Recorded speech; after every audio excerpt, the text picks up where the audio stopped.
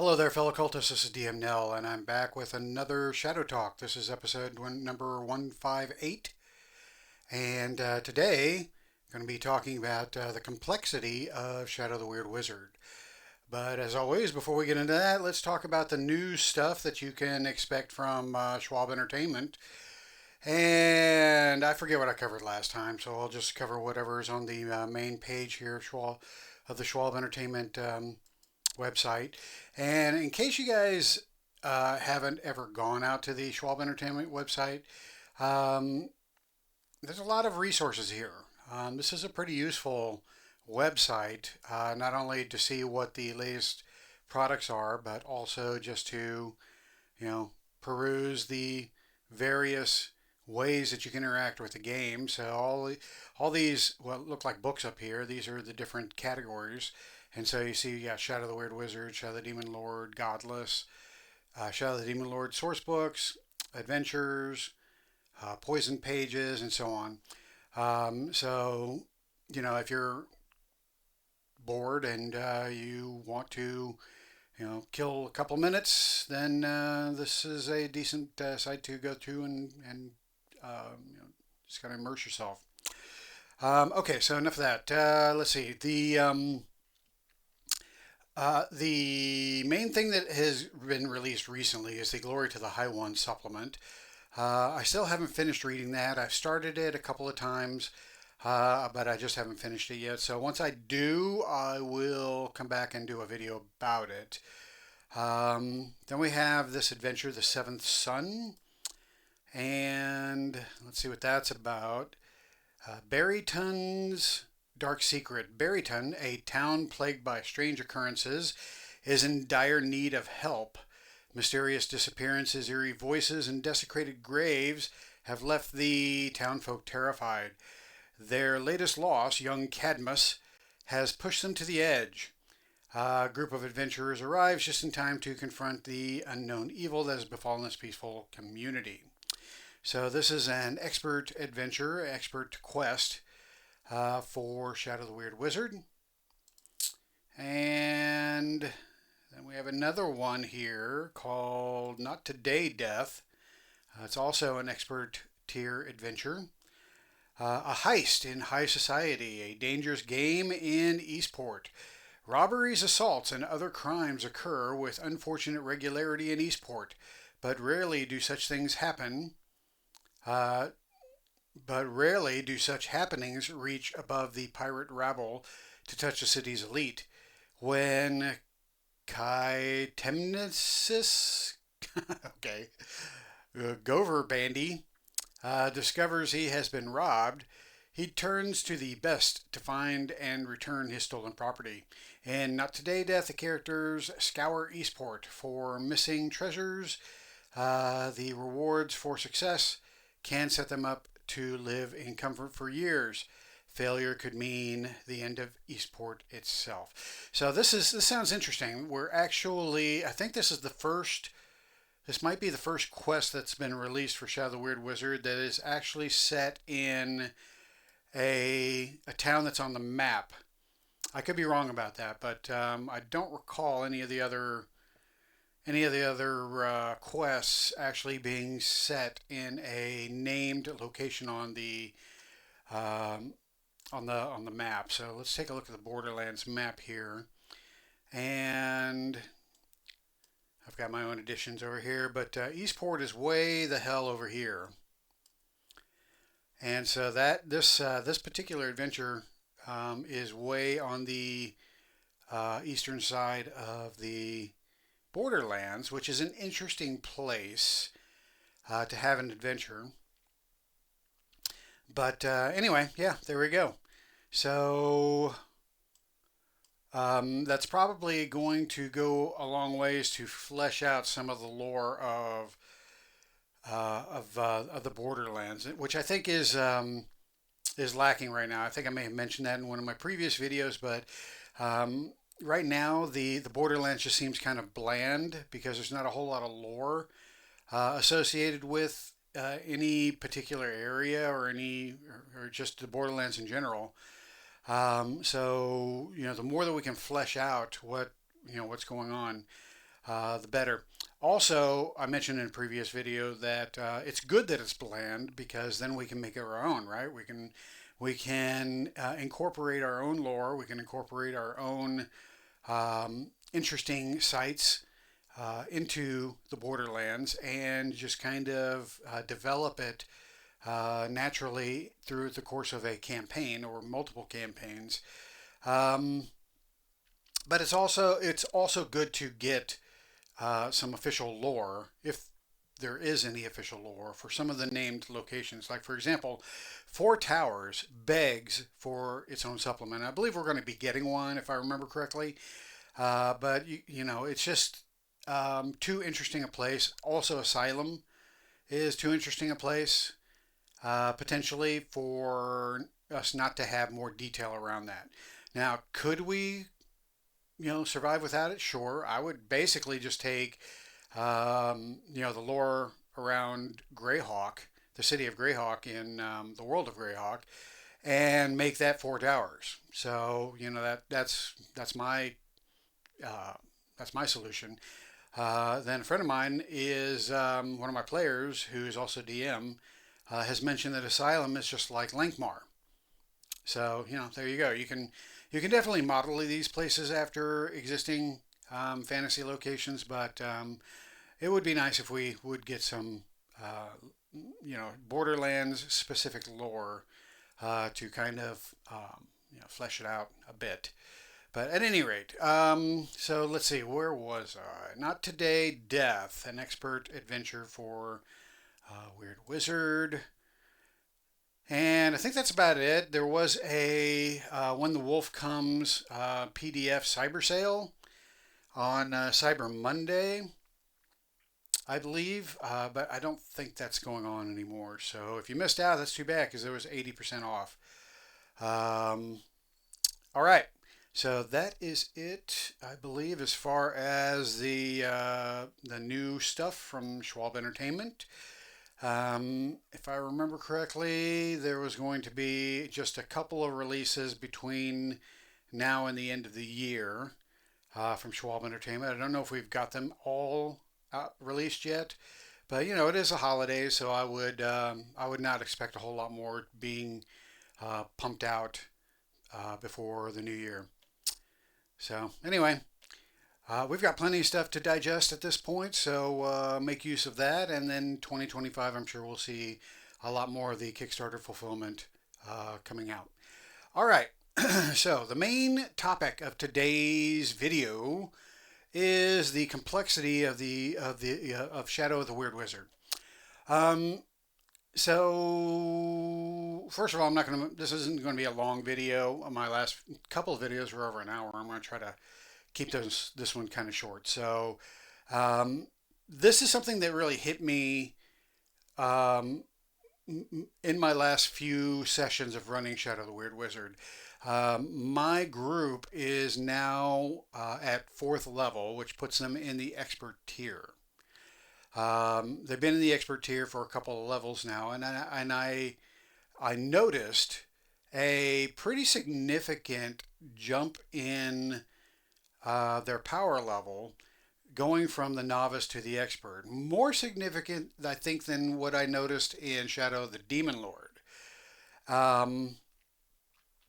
So that's something to take note if you're planning on doing a Shadow of the Weird Wizard campaign. Just watch out for that novice to expert tier crossover because the characters do, they do get a bit more powerful. All right, so what do I mean by complexity? So, there's complexity in just about every role-playing game to varying degrees, of course. It's a spectrum. So you have games like Monster of the Week, which is a very rules light game. So I would put that on one end of the spectrum, and then on the furthest end of the spectrum, you have games like GURPS that are highly complex. Now I would put Shadow of the Weird Wizard slightly above Shadow of the Demon Lord in terms of complexity, and I'll explain why here in a minute. But even compared to say fifth edition D&D, fifth edition D&D didn't really get complicated for me when I was running it until you got into higher levels, and that's when the player characters would start getting things that could buff them and each other, and could add an extra layer of complexity, making it difficult for the GM to remember things or whatever. Stat blocks for the monsters would get more complex, and also giving the GM more to focus on. And that's to be expected. The higher level you get, the more complicated your player characters become. That's actually one of the things that I liked about fourth edition D&D is that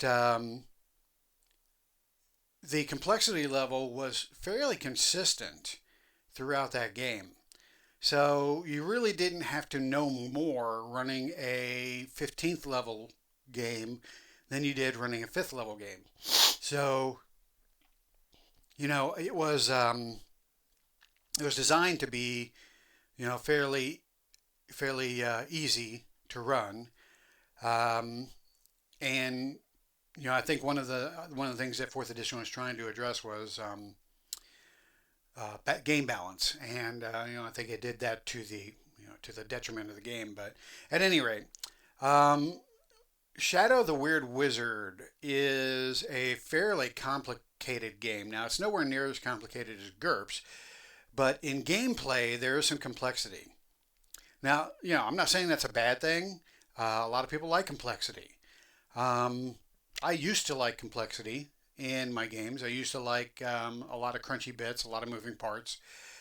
But as I have matured in my running of games, I find that complexity in the game in the game through in running the game and during the course of the game is more of a pain in the ass than it is a making the game better or more fun for me anyway. Now it's probably pretty fun for the players. I don't know. I've not played a character in Shadow the Weird Wizard, um, but I know running a character. The more your character can do. Excuse me, got some stuff going on in there. Anyway, the more your character can do, the more interesting it is to run them, right? So you have a lot of different options, and you pick and choose. That in and of itself can also be a pain for the player in that you can run into analysis paralysis. You're frozen with on your turn you don't know what to do because you have this variety of different things that you can do. And some of that can come into play in the Weird Wizard from a player standpoint. Um, so let's just look at the Shadow of the Weird Wizard here, and I'm going to take. Let's just do a sample. Whoops. Let's just do a sample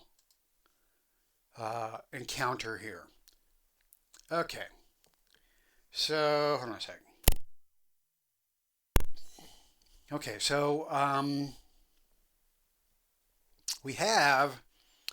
Let's just say we have a sample encounter here where we have an ogre, we have 4 orcs against 3 player characters, right? And these are the characters that are in my current campaign. So we have a woodwoes, we have a clockwork, and we have a human thief. Woodwoes priest and clockwork.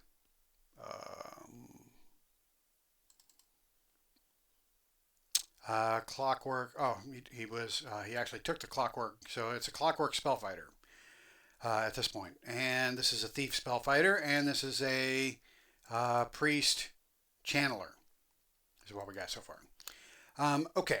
So first of all, just let's talk about that for a second.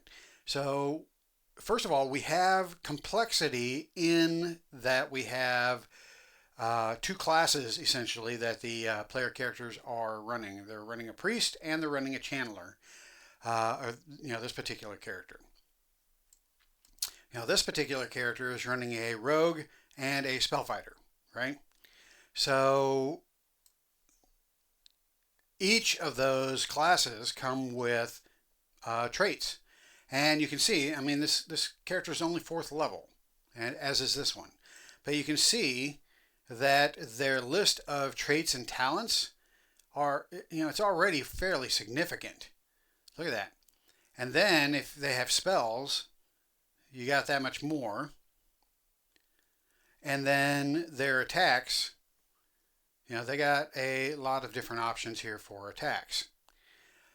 So these are pretty complicated characters for being 4th level. I mean, if you compare this to a D&D character, I don't think you're going to see this level of complexity in a 4th level D&D character. Now, I don't know about 2024 D&D characters. I haven't delved into that, but from what I'm recalling from 5th edition, I don't think your typical 4th level character is going to have all of this in their on their character sheet. But as you can see, there's a lot of complexity. So what complexity do we have here? Well, you got your prayer. Let's look at this character, Nudax. They have the prayer ability. So basically, all that says is that you can use a reaction when you or a creature within 5 yards of you makes an attribute roll to speak aloud a prayer that grants 1 boon to the roll. Okay. So if I'm playing this character, I need to remember that I have this that I can use as a reaction.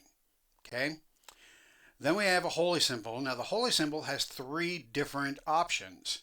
You can do a holy smite, you can do a holy healing, or you can do holy denunciation. So there's complexity just with using a holy symbol.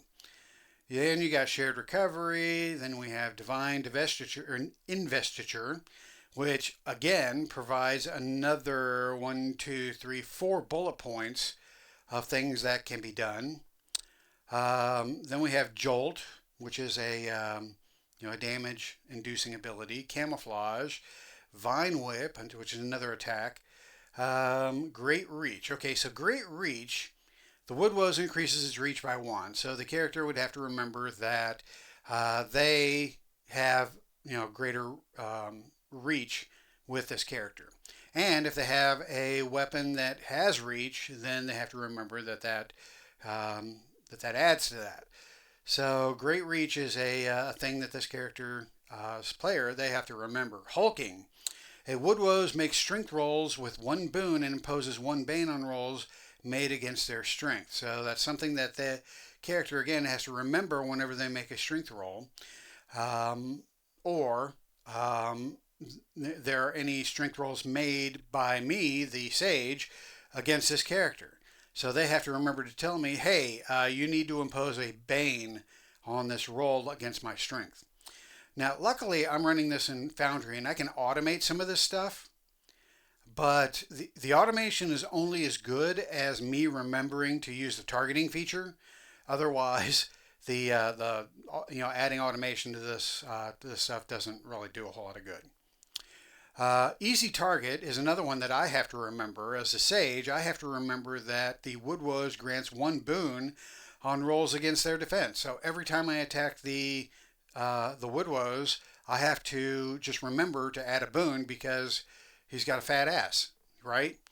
So that's that. And then Holy Radiance is, one more thing to remember, especially if you are under the effects of the Divine Investiture trait or talent. So this is a fairly complex character at 4th level. I'm really interested to see what they're going to look like by the time they get to the Master tier. We have the same level of complexity over here for this character. So lots of great things that these characters can do. Lots of different options. But again, there's a lot to remember too, and it's up to the player character and the sage to remember these things. And that's one of my pet peeves about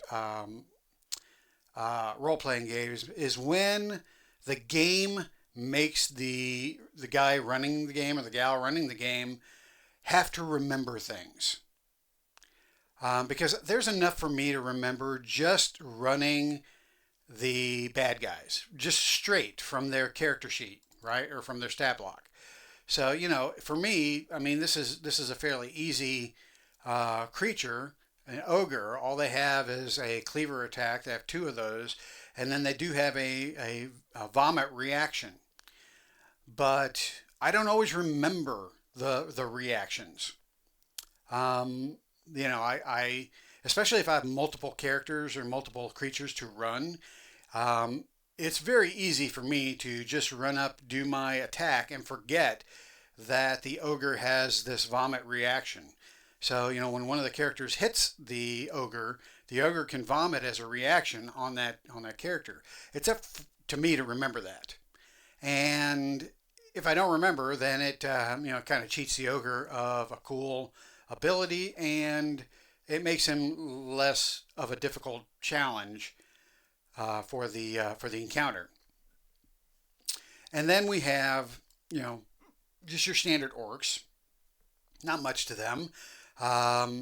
They've got a couple different attack options here, but they do have some traits here. So I have to remember that they are bloodthirsty. When the result of an orc's attack, roll to attack is 5 or less, roll a d20 and add the number rolled to the result. Okay. Am I ever going to remember that? Probably not. Also, sunlight weakness. Am I going to remember that, if we're fighting in a sunlit environment, that the orc becomes weakened?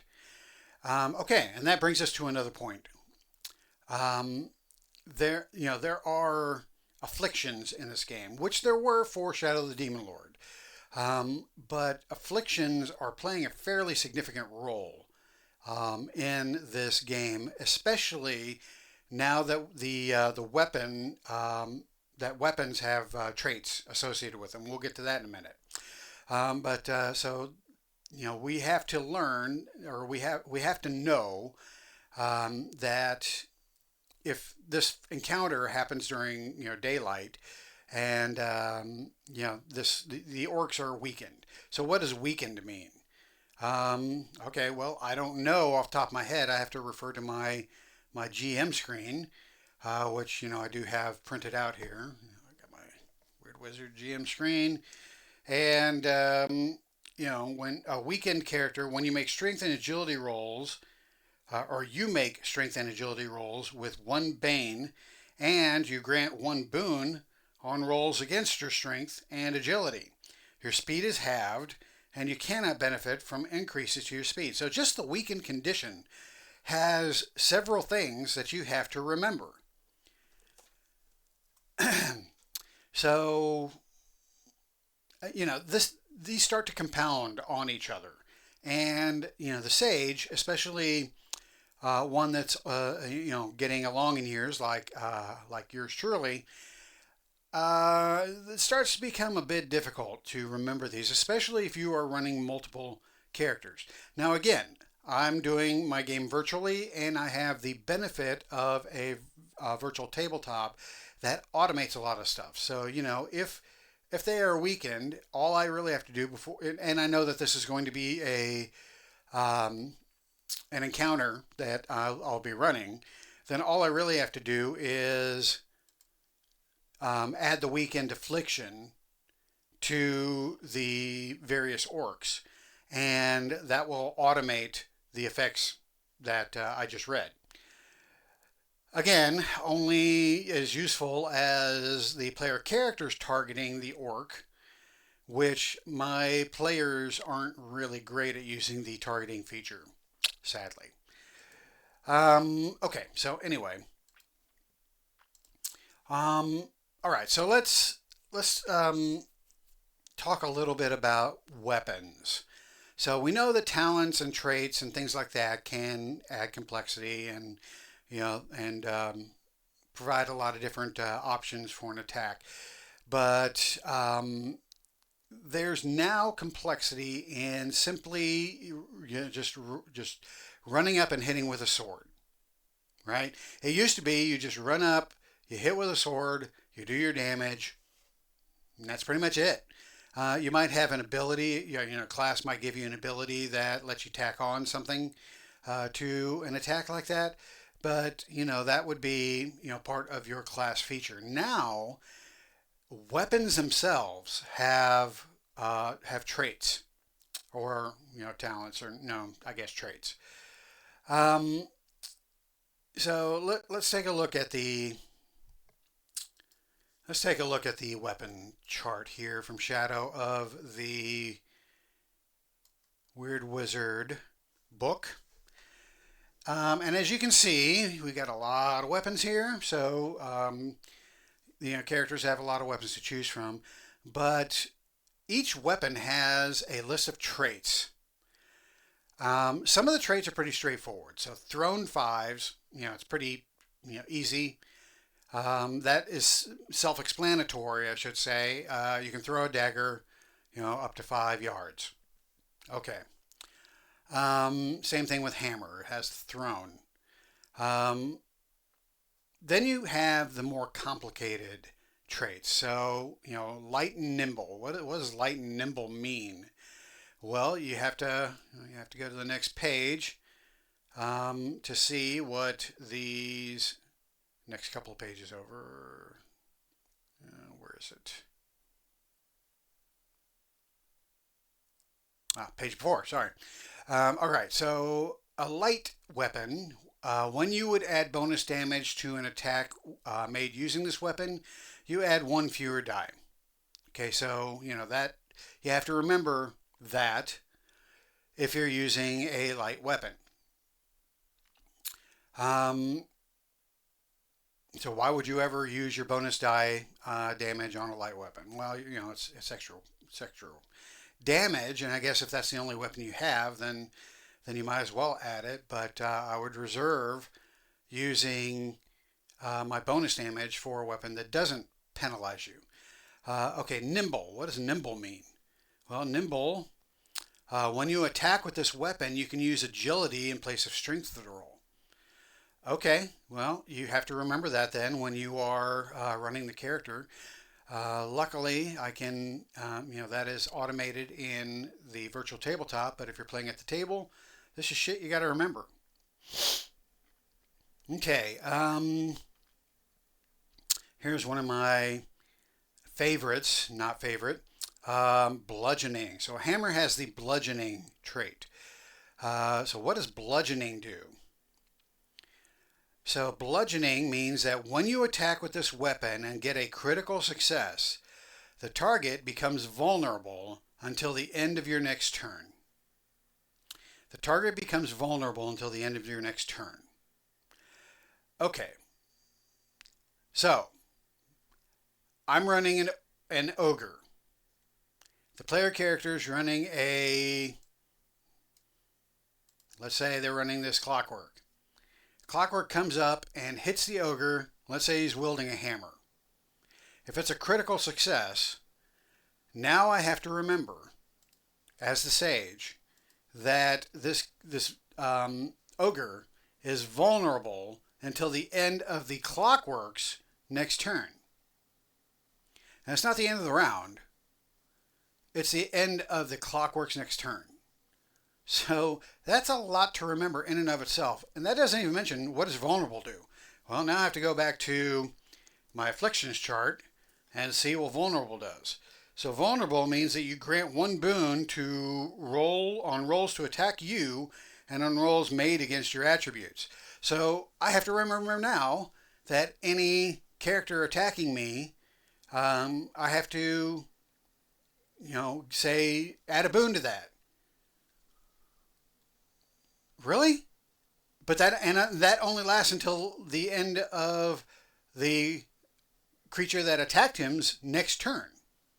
So I have to remember how long it lasts and the various things that does to this creature whenever it is attacked. That's a lot. It really is a lot. And again, I have the benefit of using a virtual tabletop that helps me automate this stuff. If I was running this at the table, we're getting back to a problem that was in 4th edition D&D, since I mentioned it earlier, and that is the stacking of various conditions. I remember having to use the ring from Coke bottles and place them on the different miniatures to remind me of what condition was on each character or each of the models that we were playing with. If this was Theater of the Mind, there's no way. There's no way I could run this Theater of the Mind. Could not do it. It would have to be one orc, one ogre, which is basically one opponent against the player characters. I could not keep track of multiple opponents, and the various things that are occurring throughout a course of combat. This is what I mean by complexity. And is it good or is it bad? Well, it's both. In that, this adds a lot of dynamics to a combat encounter, so that can make it interesting, right? But it also adds some complexity, as I mentioned, making the GM have to remember things, and I'm going to forget. Which results in either me shortchanging the player characters, me shortchanging myself, or having to go back and retcon things. And I hate retconning things, especially if we're 2 or 3, phases past when it had occurred. But sometimes you have to. If it was a significant thing that caused, a player character to become incapacitated, then you have to retcon something, because otherwise, you got a player character that is, close to death when they shouldn't be. And so, again, you can't not apply these things without there being some consequence in the game. So, where am I going with all this? I'm not really going anywhere. This is basically just a discussion about complexity. It's not saying it's a good thing or a bad thing. For me, it's starting to lean towards it being a bad thing, especially because some of the automation that I'm building into this virtual tabletop isn't functioning. So I have to keep reaching out to the guy that updates the campaign module in Foundry and ask them to troubleshoot. And they don't work for Foundry. They're volunteers basically. They volunteer their time to troubleshoot and to fix things. And so it can take a couple weeks, maybe even longer, maybe it never happens for things to update. So and that then when automation doesn't work, that then means that I have to remember to do things. And like right now, the automation for applying the vulnerable and weakened and all the various afflictions that result in boons and banes and things like that, I have to remember to apply currently because the automation is not functioning properly. It becomes very burdensome for the sage to be able to juggle all that stuff. Now, some sages, can probably handle it without any problem. But again, I'm not one of those. So is it something I want to bitch about? Absolutely. Now, does it mean that the game sucks? No, of course it doesn't. The game's fun, and it's got, a lot of stuff going for it. It's just that the level of complexity is greater than I had imagined it would be. Now, contrast this with Shadow of the Demon Lord. Shadow of the Demon Lord has afflictions, but they are not they're not typically associated with just normal melee attacks or even ranged attacks. Unless there is some sort of an ability that the character's ancestry or their path, attacks on top of the attack. So, but you have in this game, Shadow of the Weird Wizard, you have a commoner pick up a longsword, and all of a sudden that commoner has access to the slashing, slow, and versatile traits of that longsword. So what does slashing do? Well, slashing, I believe slashing grants an extra d6 on a critical hit. Let me verify that. Here it is, slashing. When you attack with this weapon, get a critical success, the target takes an extra d6 damage. So, that is something that, a commoner picking up a sword can do if they get a critical success. So, it's now, you're now bestowing special abilities on weapons, which on the one hand is kind of cool. It makes the weapon that you're using matter. It makes your choice of weapon matter. So, now attacking with a longsword is much different than attacking with a hammer. And because they don't just do hit point damage, or they don't just do damage to your health. They do other things potentially on top of that. And so that is cool. You pitch that to me in an elevator and I'll be like, I'm on board. But then when you apply it during a game, that's when you realize, okay, this may be a bit much. Now, if this is your only game and you can memorize all this stuff, it's not an issue. It becomes a non-issue as you become familiar with all this stuff. But this is my first campaign with Shadow the Weird Wizard. I'm only in the expert tier, 4th level, so I don't have that many hours of gameplay to have memorized all this stuff. Plus, I am DMing another game in another game system once a month. And, I have to remember those rules too. So it becomes a lot to remember and to juggle during the game. Okay, so that is it for complexity. I just wanted to, just kind of highlight what that looks like. So, in a typical encounter like this, you could have this character who is a Clockwork Spellfighter attacking. So the Clockwork Spellfighter has a spell charged weapon which grants 4 different abilities. One of those is that while they hold the weapon, they impose 1 Bane on rolls against their defense. So I have to remember for all attacks, and these guys are going to come up and pile on this guy, right? Like so. That guy probably can't get to him. But they're all going to pile on to him. I have to remember for each of these attacks that I have to impose a Bane on each of these guys. Just because he has the player character has a spell charged weapon. And then the spell charged weapon, the spell charged weapon, let's see, while you hold the weapon, when you attack the weapon, you can use the higher of your intellect or will score in place of the attribute you normally attack. Okay, they can put that into the attack roll itself. That's not a big deal. When you attack with the weapon, they get a boon.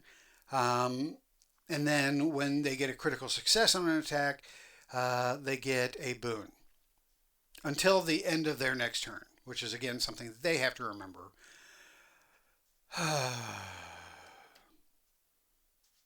It's a lot. Okay, so yeah, that character sheet looks a little messed up. There we go. All right, so I'm going to quit my bitching now. So that is complexity just in standard combat, and then you have the complexity of spells. Spells always add a layer of complexity regardless of what RPG you are running. And I have 3 spell casting characters here, right? We have a priest, we have a spellfighter, and we have a spellfighter. So not only do we have their normal melee abilities and traits, that that can potentially apply boons or banes and condition or afflictions. But we also have spells, and spells can vary in duration, how many things they can affect, and so yeah, you're starting to layer things on top of other things, which just makes it kind of a nightmare for the sage to remember all this stuff. Um, all right, so where have I landed on Shadow of the Weird Wizard and complexity?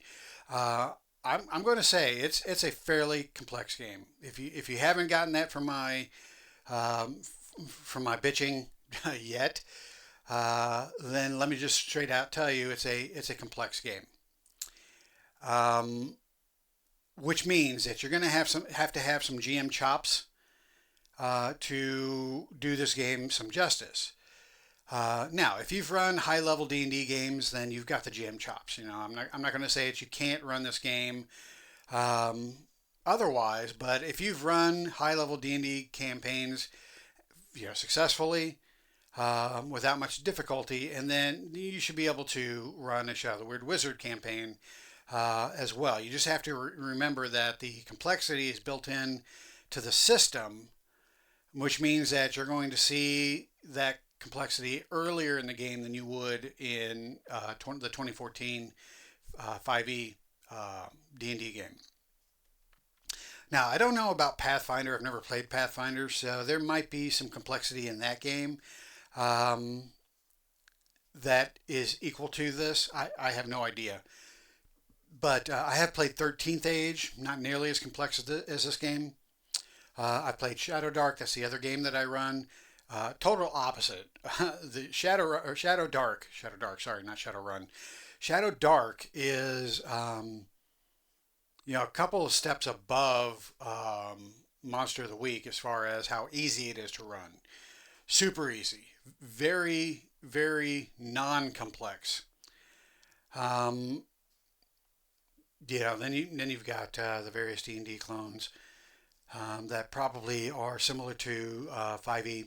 I'm talking Tales of the Valiant and Advanced. What is it? Level Up Advanced 5e. Um, all those are basically 5e clones. But at any rate, I would say those are lower in complexity than Shadow of the Weird Wizard. Okay. Again, complexity, is it good or bad? That's up to you to decide. I'm just telling you that it exists and to what degree. So just be prepared if you're getting ready to run a Shadow of the Weird Wizard game. Here are some things you're going to need to read up on. You're going to need to read up on afflictions. You're going to need to read up on weapon traits. You're going to need to familiarize yourself with the various novice and expert and master tier traits and abilities that your player characters get. So when they level up and they pick a new path or they level up in their existing path, you're going to need to review their character sheets, see what abilities they have that's going to add to your bookkeeping in your next adventure.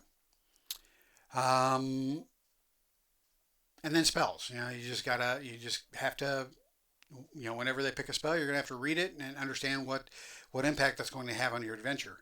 If you have 3 spellcasters like I do, and they are imposing just all kinds of banes on all your creatures, you're going to have to up your game on your creatures. You're going to have to bring in some creatures that have some boons to offset all the banes that they're getting on top of them.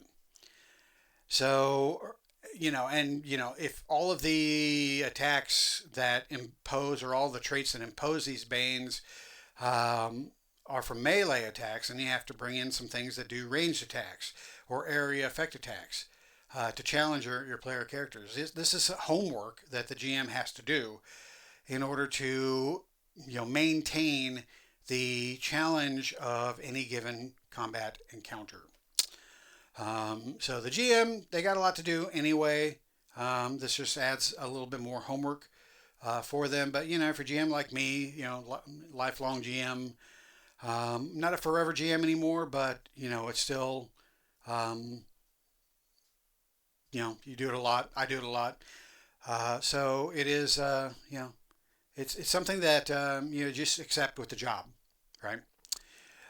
Okay, so that is it for this video. I don't want to keep belaboring the issue. I think that I've beat this horse pretty to a pretty bloody pulp. So why don't I go ahead and wrap it up here? If you have any comments, just leave them in the video comment section thingy. Otherwise, if you haven't already subscribed, then this is a good time to do so. That way you don't miss any of my fucking fantastic videos that I put out every periodically that's inconsistent. And hit that bell thingy, which I hear tells you when a new video comes out, and all that jazz. All right, so that's all I've got for this week. I hope this was helpful. If not, sorry I wasted your time. Otherwise, I will catch you on my next video. So, Hail the Demon Lord, I'm out of here. How do I turn this damn thing off? Here it is.